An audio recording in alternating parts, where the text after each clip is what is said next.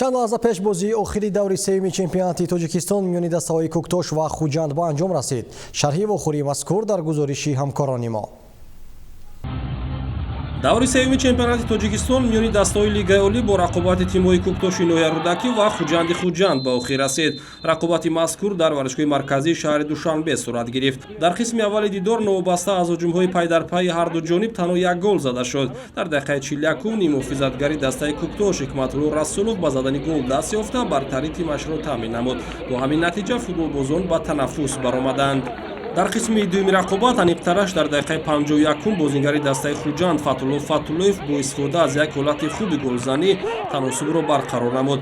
ҳамин тариқ дар идомаи рақобат футболбозони ҳарду ҷониб дигар ба задани гол даст наёфтанд ва охири мазкур бо натиҷаи мусовӣ 1-1 анҷом ёфт. хотиррасон мекунем ки дар даври дуюми чемпионати кишвар хуҷанд аз хатмон бо ҳисоби 2-3 шикаст хӯрда, куктош ба дарозаи Сарафшан 3 голи беҷавоб зада буд.